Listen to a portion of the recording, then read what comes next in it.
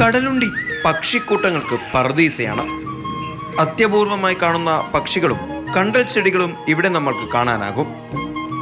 European രാജ്യങ്ങളിൽ നിന്ന് പോലും കടലുണ്ടി കടവത്തേക്ക് പക്ഷികൾ ചേക്കേറാറുണ്ട്. പക്ഷി നിരീക്ഷകരല്ലാത്ത ആളുകളുടെ ഇടയിലൊക്കെ കടൽക്കാക്കകൾ മാത്രമാണ് ഇവിടുത്തെ മൈഗ്രേറ്ററി ബേർഡ് എന്ന് പറയുന്നത്. അതേസമയത്ത് ഇവിടെ ഒരുപാട് ചെറിയ ചെറിയ പക്ഷികൾ വരുന്നുണ്ട്. അതുതന്നെ ഈ അലാസ്ക, സൈബീരിയ, ആർട്ടിക് തുണ്ടർ, അങ്ങനെയുള്ള യൂറോപ്യൻ രാജ്യങ്ങളിൽ, അതുപോലെ പല രാജ്യങ്ങളിൽ നിന്നുമാണ് ഇവിടെ പക്ഷികൾ വരുന്നത്. ഈ സീസണിൽ വന്ന ഒരു പ്രധാനപ്പെട്ട പക്ഷിയാണ് ആവോസെറ്റ് എന്ന് പറഞ്ഞിട്ടുള്ള പക്ഷി. അത് ഒരുപാട് വർഷങ്ങൾക്ക്, ഒരു 15 വർഷം മുന്നെയാണ് അവസാനമായിട്ട് റിപ്പോർട്ട് ചെയ്തത്.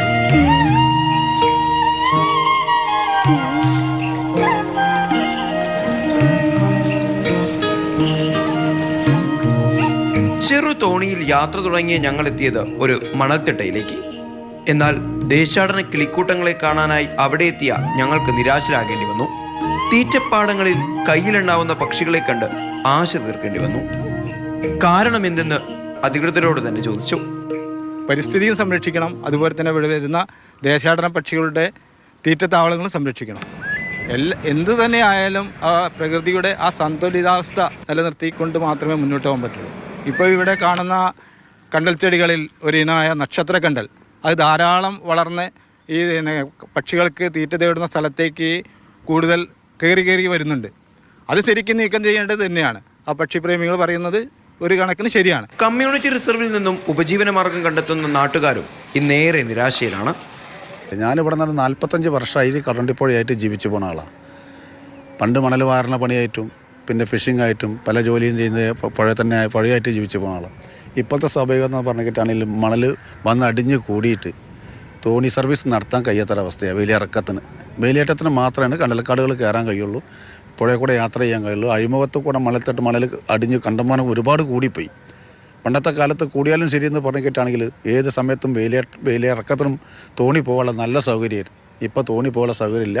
കൊല്ലം കൂടുന്തോറും പുഴയുടെ ആഴം കുറഞ്ഞ് മണൽ കൂടുന്നതനുസരിച്ച് കുറഞ്ഞു വരികയാണ്. ഈ നാടിൻ്റെ ജീവനാഡിയായ കടലുണ്ടി പുഴയെ മരണത്തിലേക്ക് തള്ളിവിടരുത്. സ്വാഭാവികമായ ആവാസ വ്യവസ്ഥ പുനഃസ്ഥാപിച്ചില്ലെങ്കിൽ അതിനേറെ സമയം വേണ്ടിവരില്ല. പ്രകൃതിയുടെ ജൈവവൈവിധ്യം നിലനിർത്തിക്കൊണ്ടുള്ള ഒരു വികസനം തന്നെയാണ് കടലുണ്ടിക്കാരും ആവശ്യപ്പെടുന്നത്. ഈ പക്ഷികളും കണ്ടൽക്കാടും ഒരുപോലെ തന്നെ ഈ നാടിന് ആവശ്യമാണ്. കടലുണ്ടിയിൽ നിന്നും പ്രജോഷ് കുമാറിനൊപ്പം സാരംഗ് സുരേഷ്, മാതൃഭൂമി ന്യൂസ്. സാരംഗ് തന്നെ വിവരങ്ങളുമായി ചേരുന്നു. സാരംഗ്, ഒരു സമയത്ത് കടലുണ്ടി പുഴ എന്ന് പറയുമ്പോൾ ഈ ദേശാടന പക്ഷികളുടെ താവളം, ദേശാടന പക്ഷികൾ വരുന്നു, അവർക്ക് വിരുന്നൊരുക്കുന്ന ആ ഒരു സങ്കേതം, അതുപോലെ തന്നെ ആ ദേശാടന പക്ഷികൾ മനോഹരമായി ചിറകിട്ടടിക്കുന്നതൊക്കെ തന്നെയായിരുന്നു അവിടുത്തെ ഒരു കാഴ്ച. പക്ഷേ ഇന്നിപ്പോൾ ദേശാടന പക്ഷികളും ഒരുപാട് വെല്ലുവിളികൾ നേരിടുകയാണല്ലേ അവിടെ. എന്തൊക്കെയാണ് സാരംഗിന് അവിടെ പോയി റിപ്പോർട്ട് ചെയ്യുമ്പോൾ മനസ്സിലാക്കാൻ കഴിഞ്ഞത്? അഞ്ജിത, നമ്മളവിടെ ആ ഒരു കടലുണ്ടി പക്ഷി സങ്കേതത്തിൽ പോകുന്നത് എന്താണെന്ന് വെച്ച് കഴിഞ്ഞാൽ, നമ്മളവിടെ 15 വർഷങ്ങൾക്ക് ശേഷം വളരെ അപൂർവമായിട്ടൊരു പക്ഷി യൂറോപ്യൻ രാജ്യങ്ങളിൽ നിന്ന് കടലുണ്ടിയിലേക്ക് എത്തുന്നു എന്നുള്ളൊരു വാർത്ത അവരിൽ നിന്ന് തന്നെ അറിഞ്ഞിട്ടാണ്.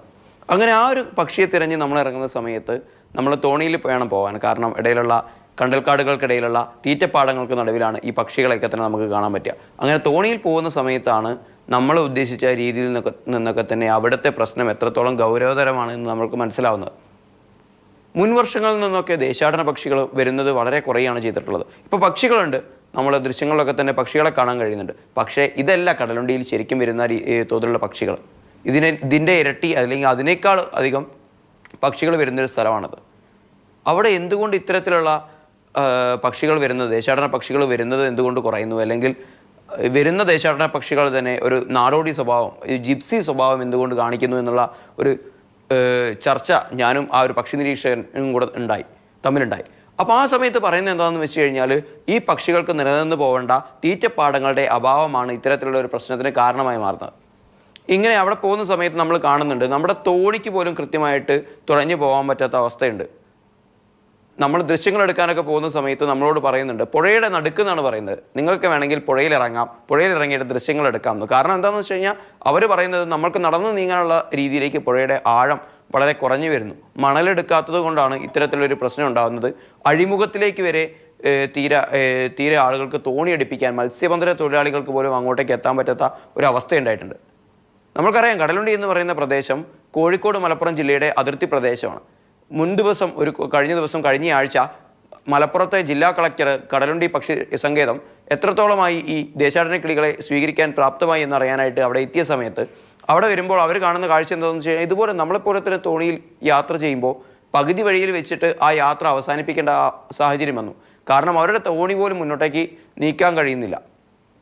മാത്രമല്ല, അവിടെ നക്ഷത്ര കണ്ടൽ എന്ന പേരിൽ ഒരു അധിനിവേശ സ്വഭാവമുള്ള ഒരു കണ്ടൽ ചെടി തന്നെയാണ്, പക്ഷേ ഒരു അധിനിവേശ സ്വഭാവമുള്ള ഒരു കണ്ടൽ ചെടി കൂടെ അവിടെ കണ്ടെത്താനായിട്ടുണ്ട്.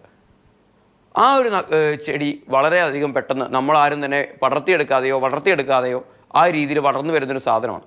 ആ ചെടി വളർന്നു വരുന്ന സമയത്ത് സ്വാഭാവികമായും ഈ പക്ഷികൾക്ക് തീറ്റ തേടുന്ന ഒരു സ്വാഭാവിക പ്രകൃതി, ആ ഒരു പ്രദേശം, ആ ഒരു എക്കോസിസ്റ്റം അവിടെ ഇല്ലാണ്ടായി പോകുന്നുണ്ട്. അപ്പോൾ ആ ഒരു സമയത്ത് ഈ പക്ഷികൾ അവിടെ എത്താതാവുന്നു, അത്യപൂർവമായി എത്തുന്ന പക്ഷികൾ തീരെ ഇല്ലാതാവുന്നു. ആ ഒരു ഭീഷണിയും ആ ഒരു പക്ഷികൾ നേരിടുന്ന ഭീഷണിയെക്കുറിച്ച് തന്നെ അവരൊക്കെ തന്നെ സംസാരിക്കുന്നുണ്ട്.